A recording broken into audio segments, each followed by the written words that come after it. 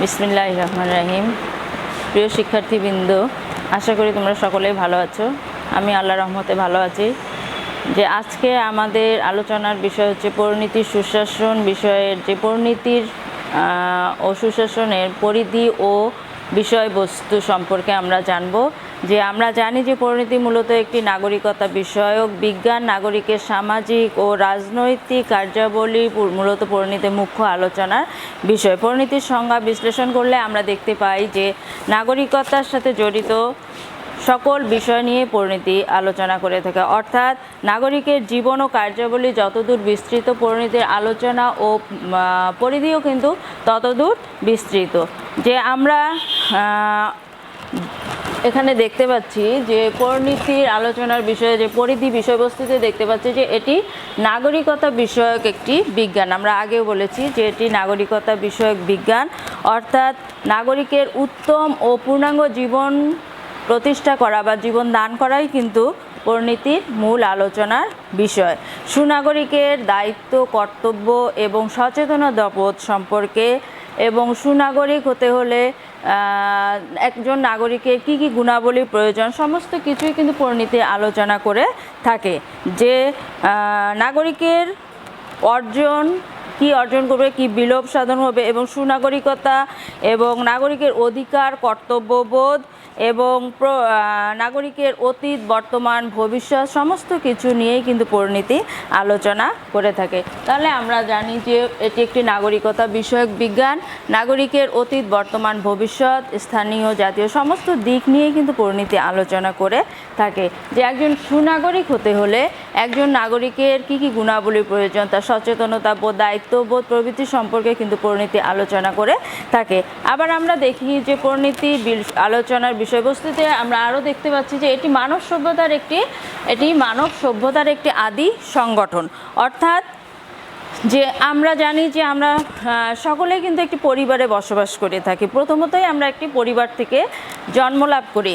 যে মানব সভ্যতার বিকাশের আদি এবং একটি অকৃত্রিম প্রতিষ্ঠান নিয়ে আমরা যদি বলে থাকি সেটি হলো কি আমাদের পরিবার। এজন্য এরিস্টটল কি বলেছেন, যে এরিস্টটল বলেছেন যে মানব সভ্যতার আদি সংগঠনই হচ্ছে কিন্তু পরিবার।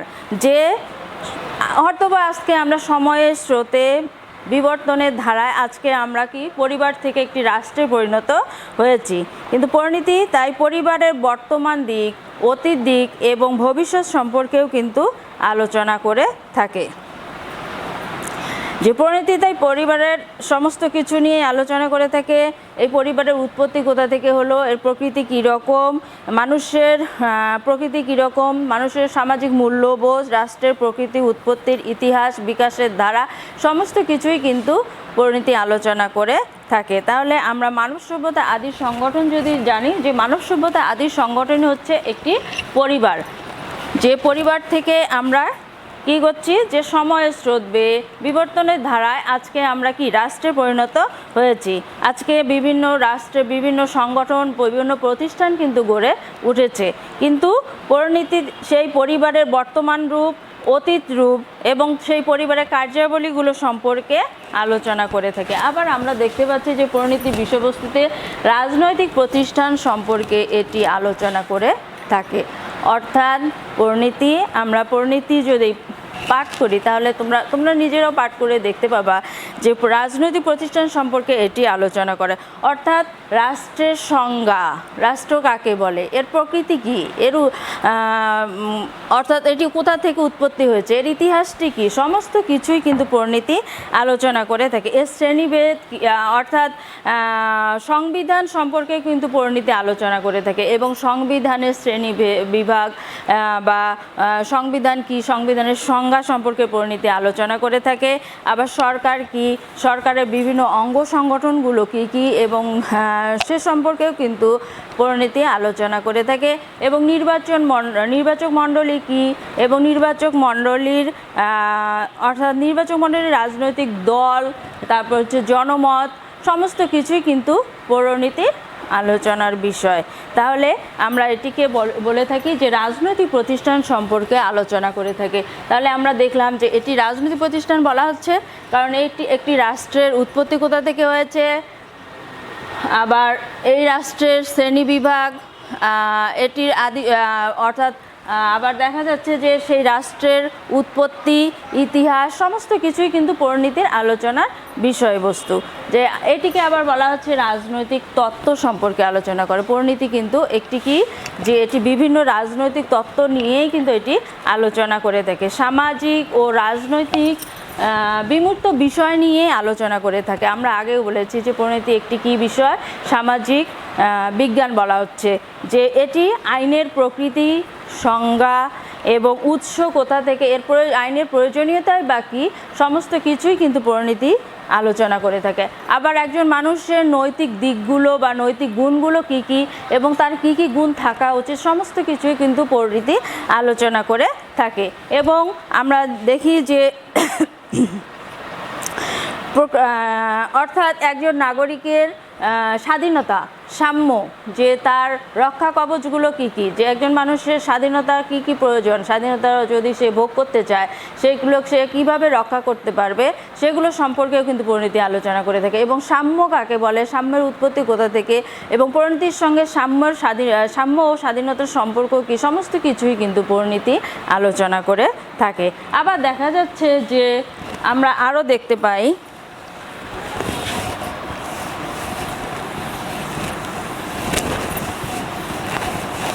আমরা যদি আরও দেখি যে এটি আরও কি করছে, যে এটি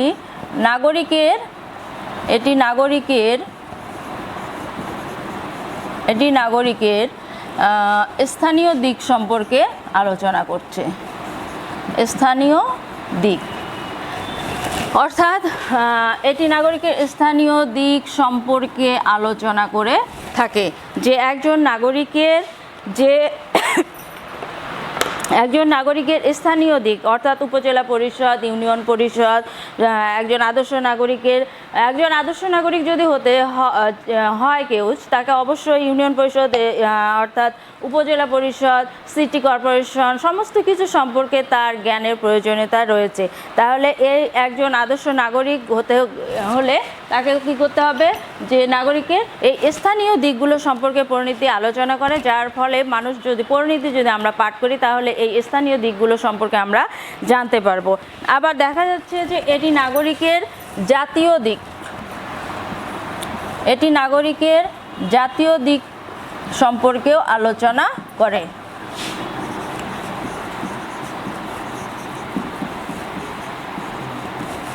এটি নাগরিকের কি করছে, যে জাতীয় দিক সম্পর্কে আলোচনা করছে, অর্থাৎ বিভিন্ন আন্দোলনের পটভূমিগুলো সম্পর্কে আলোচনা করছে পরিণীতি।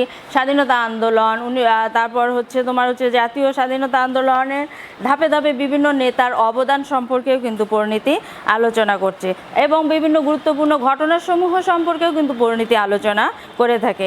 তাহলে পরিণীতি আমরা দেখতে পাচ্ছি যে এটি নাগরিকের স্থানীয় দিক নিয়ে আলোচনা করে। স্থানীয় দিকগুলো কি কি, যে এটি হচ্ছে ইউনিয়ন পরিষদ, উপজেলা পরিষদ, সিটি কর্পোরেশন, এগুলো বিভিন্ন প্রতিষ্ঠান বা সংস্থা সম্পর্কে কিন্তু পরিণীতি আলোচনা করে থাকে।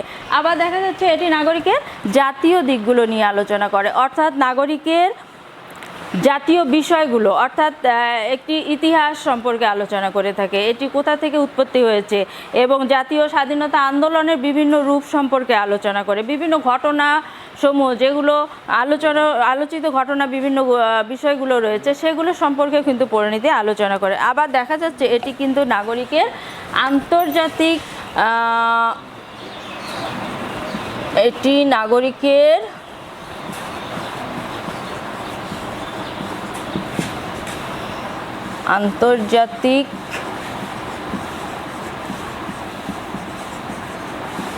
দিক নিয়েও আলোচনা করে।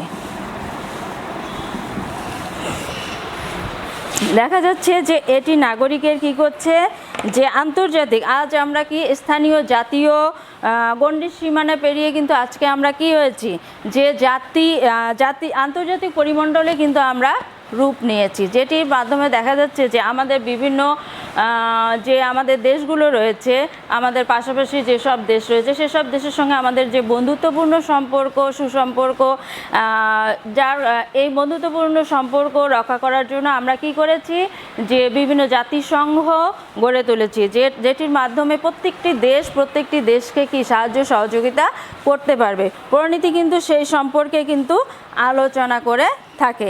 আবার এটি নাগরিকের কি করেছে, অতীত দিক সম্পর্কে আলোচনা করে।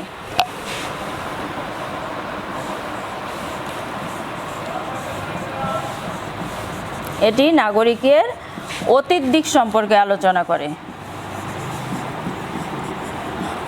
অর্থাৎ এটির মাধ্যমে নাগরিকের অতীতে বিভিন্ন ঘটনা সম্পর্কে আলোচনা করে, অতীত ইতিহাস সম্পর্কে আলোচনা করে এবং এর গঠন, অতীতে রাষ্ট্রের গঠন কেমন ছিল, এটি কালের বিবর্তনে আজকে কোন রূপ ধারণ করেছে, সমস্ত বিষয় নিয়ে কিন্তু পরিণীতি আলোচনা করে। আবার এটিকে আমরা দেখতে পাই নাগরিকের বর্তমান দিক নিয়েও কিন্তু এটি আলোচনা করছে। নাগরিকের বর্তমান দিক নিয়েও আলোচনা করে থাকে। এটি নাগরিকের বর্তমান, অর্থাৎ একজন নাগরিকের বর্তমান, তার নাগরিকের জীবনের সাথে সংশ্লিষ্ট সকল বর্তমান বিভিন্ন ঘটনা প্রবাহ নিয়ে কিন্তু এটি আলোচনা করে থাকে। আবার দেখা যাচ্ছে যে এটি নাগরিকের ভবিষ্যৎ সম্পর্কে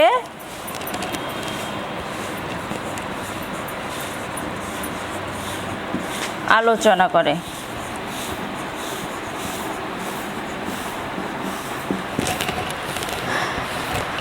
অর্থাৎ সুপ্রিয় ছাত্রছাত্রীবৃন্দ, তাহলে আমরা আজকে জানলাম যে পরিণীতির বিষয়বস্তু কত দূর বিস্তৃত। তাহলে আমরা অবশ্যই জানতে পারছি যে নাগরিকের জীবন যত দূর বিস্তৃত, পরিণীতি পরিধি এবং বিষয়বস্তু কিন্তু তত দূরই বিস্তৃত। অর্থাৎ যা কিছু নাগরিক জীবনকে স্পর্শ করছে সমস্ত কিছুই কিন্তু পরিণীতির আলোচনার বিষয়। তোমাদের বাসায় এই কাজটি থাকলো, তোমরা বাসায় ভালোভাবে পড়ে নিও। আজকের মতো আমি বিদায় নিচ্ছি। আসসালামু আলাইকুম।